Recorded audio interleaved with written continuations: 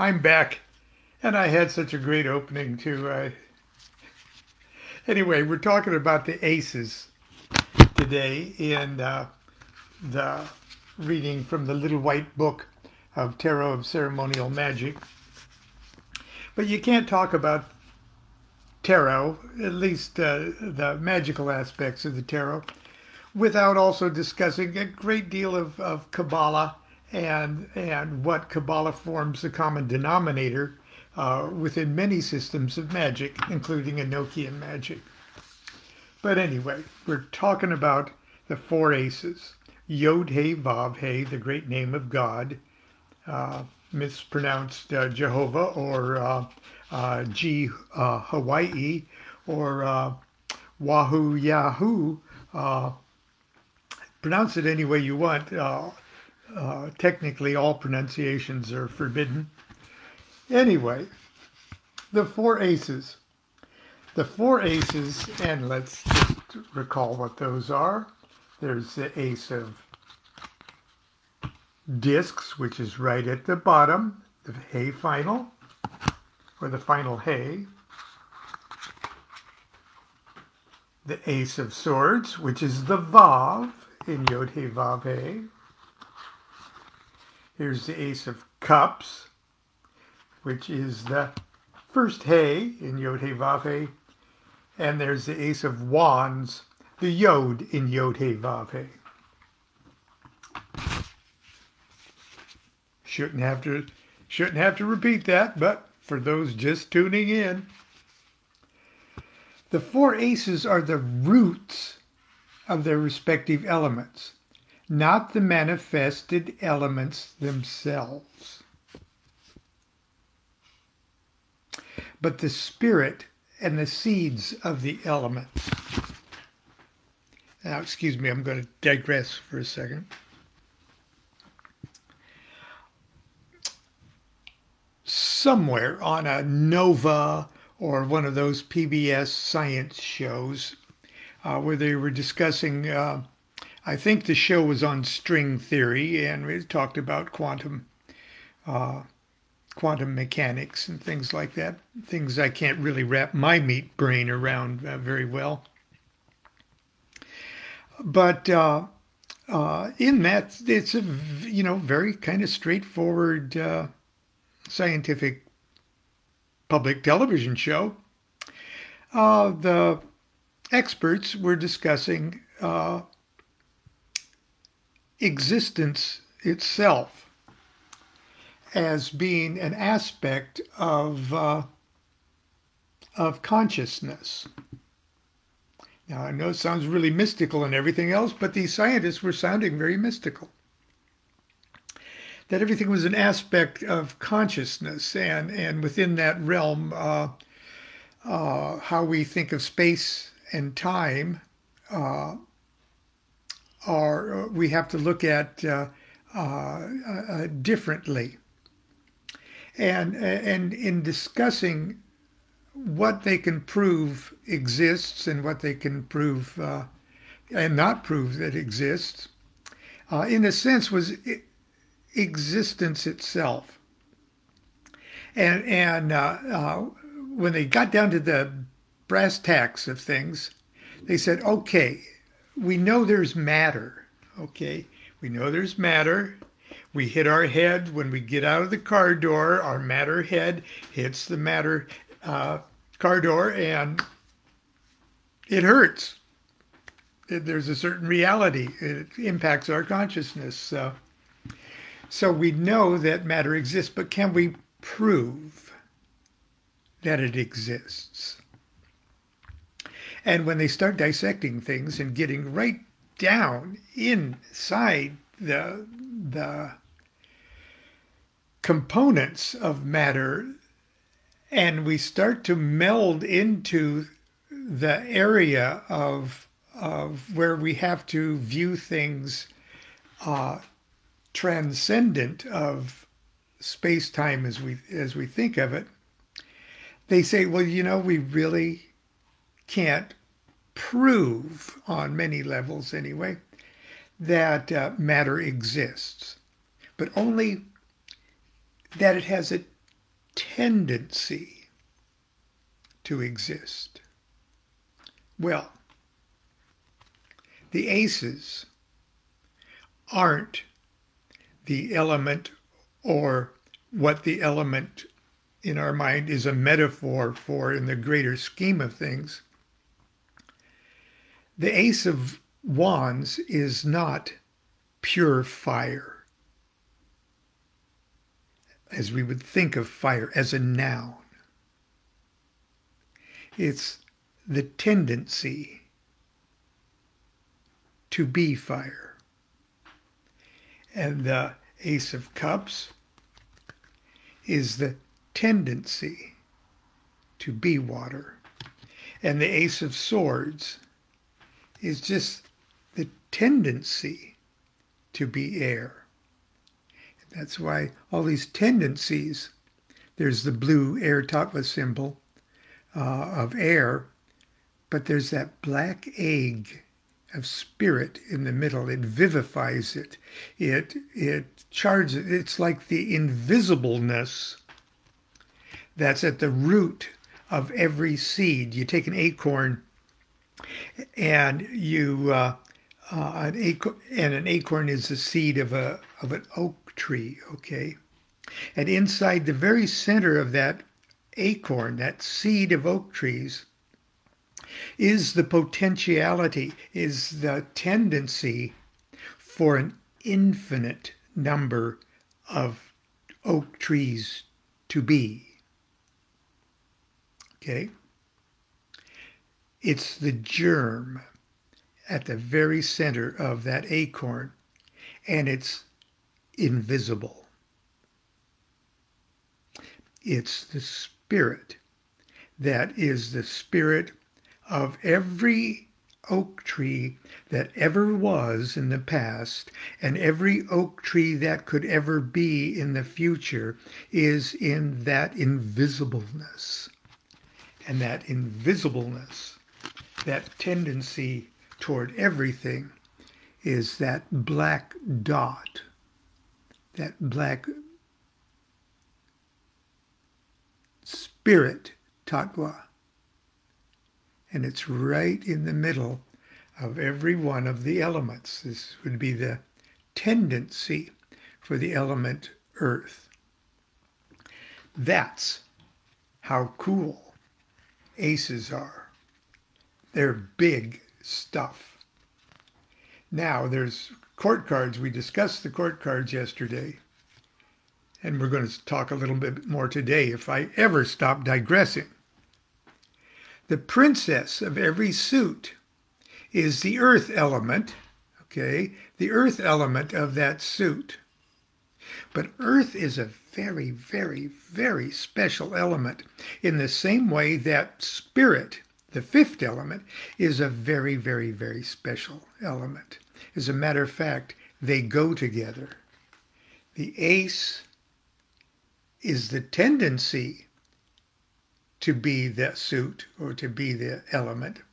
The Ace of Discs is the tendency to earth.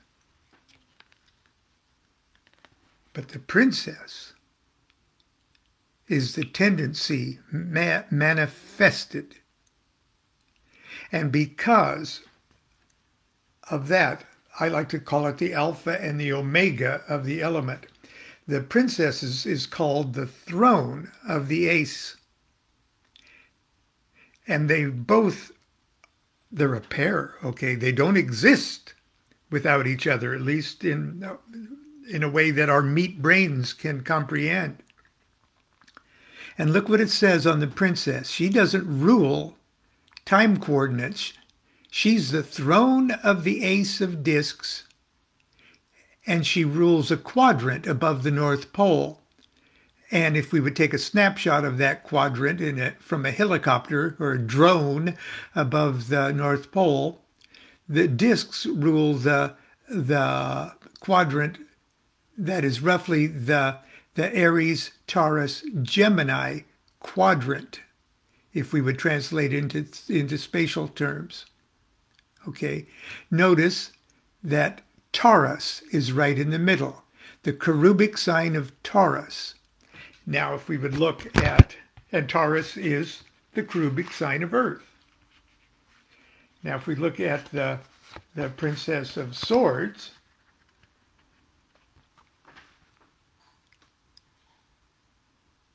she, along with her ace, ruled the Capricorn, Aquarius, Pisces quadrant above the North Pole. And Aquarius is cherubic air. If you keep in mind that that image of the Wheel of Fortune card with the cherubic images of the bull and the angel and the lion and the eagle. Princess of Cups, there's cherubic Scorpio right in the middle of her quadrant. And the Ace of Wands ruling the quadrant, geographically, it'd be the quadrant above the roughly North and South America. Together with the Ace of Wands, the princess rules the Cancer, Leo, cherubic Leo, fire, Virgo area above the North Pole.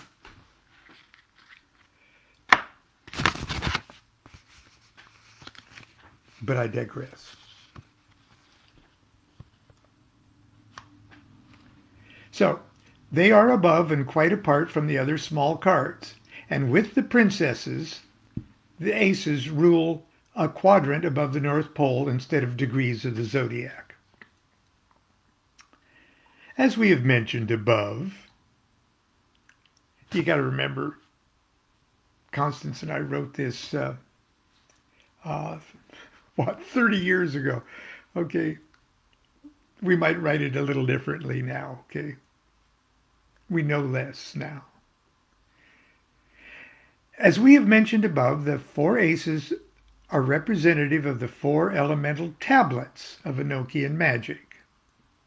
The entire elemental tablet for each element is displayed in the upper left of each of the four aces. Okay, so upper left of the Ace of Wands, that's the entire, at least the lettered elemental tablet of fire. There it is. At the lower left-hand side, right there, is found the ruling square from the Tablet of Union. So the Tablet of Union is that's just 20 squares, okay? For the ace, the knight, queen, king, knight, queen, prince, princess of the court cards. So the aces and all 16 court cards are in those 20 master Tablet of Union things. And the very first letter is attributed to Spirit, okay, the ruler. So the very first letter in all four of those archangel names, Exharp for air, Hakama for water, Nanta for earth, and Betum for fire, those first letters are the ace, are the spirit of the element. So that's the B in Betum, the archangel, Enochian archangel, if you want to call it that, of fire. B. Okay. The Enochian seal of the element, that's the seal. It's a pretty wheel there. The seal of the element is displayed at the bottom center. And the Tattva symbol on the bottom right. Now, for you Enochian purists out there, and I'm one, okay, that's why I kind of had to write this book, Enochian Vision Magic, to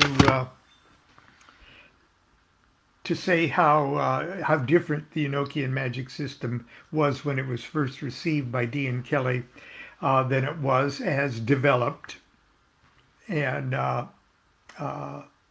developed by the Golden Dawn, Aleister Crowley. So be that as it Be that as it may, I digress for my digression.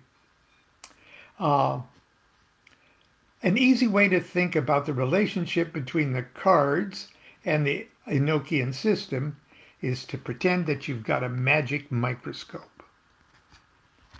Put the Ace of Cups under a microscope. There's the Ace of Cups. Hi, I'm just your old regular Rider-Waite Ace of Cups. I wonder if there's mysterious stuff right under the ink.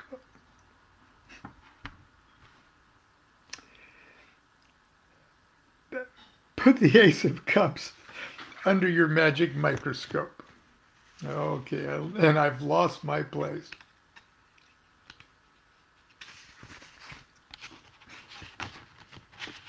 People might think I've lost my place completely.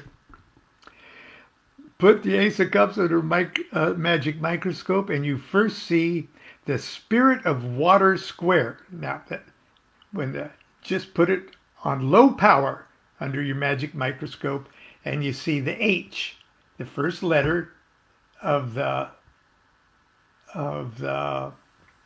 elemental tablet, of the tablet of union, H for Hakama. See, it's 1 part water and 3 parts spirit. Now, you put this under a microscope, turn the magnification up, and you see the entire elemental spirit, or elemental tablet of water. So you put that under a microscope, and you see that. Okay. Switch the focus, and you'll see that the water tablet is made up of the Knight, Queen, Prince, and Princess of Cups, or the 4 subangles of the water tablet. Now, if we had focused, see that blue one? That would be the Queen of Cups, that blue one right there. That's the Queen of Cups. Now put that under a microscope, and we see that.